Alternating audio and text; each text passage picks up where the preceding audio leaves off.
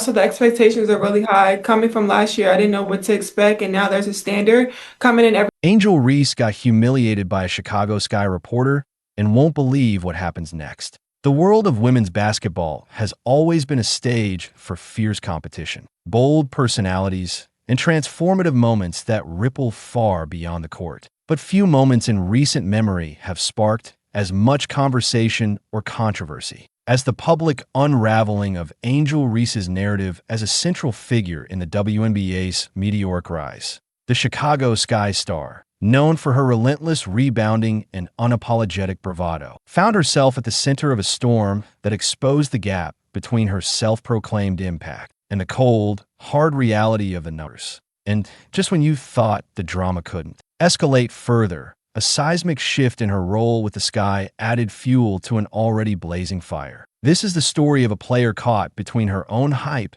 and the undeniable star power of Caitlin Clark, a saga that's as much about basketball as it is about identity, ambition, and the unrelenting scrutiny of the spotlight. Let's rewind to last season when Angel Reese, fresh off a national championship with LSU, stormed into the WNBA with a chip on her shoulder and a narrative to sell. She wasn't just a player, she was a phenomenon, or so she claimed. After LSU's victory over Iowa in the NCAA title game, Reese positioned herself as a co-architect of women's basketball's newfound popularity. She declared that the sport's surge in viewership, sold-out arenas, and celebrity-packed sidelines wasn't the work of just one person, namely Caitlin Clark, but a shared triumph with her own star power playing an equal role. It was a bold statement, one that resonated with her fiercely loyal fan base and cemented her as a polarizing figure who thrived in the role of the villain. But here's where things start to get messy.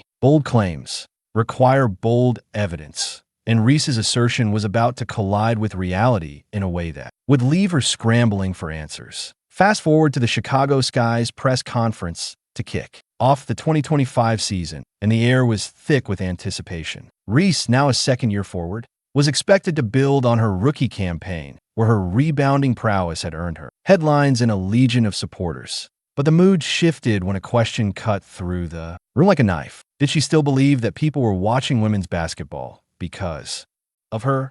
The question wasn't malicious. It was a direct call back to her own words, a chance to double down or reflect. And what happened next will leave you speechless. Reese, with the weight of her own narrative hanging in the balance, uttered two words that echoed louder than any highlight reel. Next question. The room froze.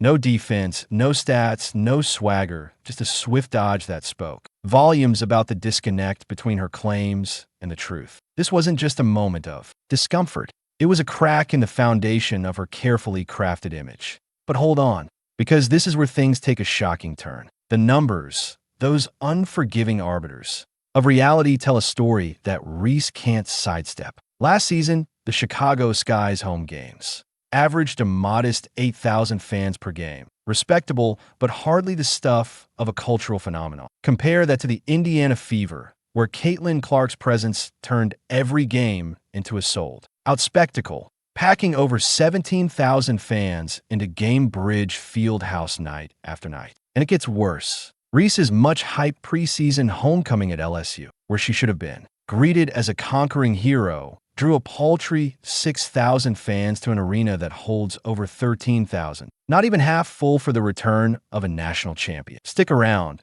because this next part is where it gets really interesting. Her other preseason games were even more telling. A Chicago Sky home game against the Minnesota Lynx mustered just 4,600 attendees, while a road game in Minnesota drew 7,600, most of whom were likely there to cheer for the home team. These aren't the numbers of a player driving a revolution. They're the figures of a league still finding its footing. Yet here she was.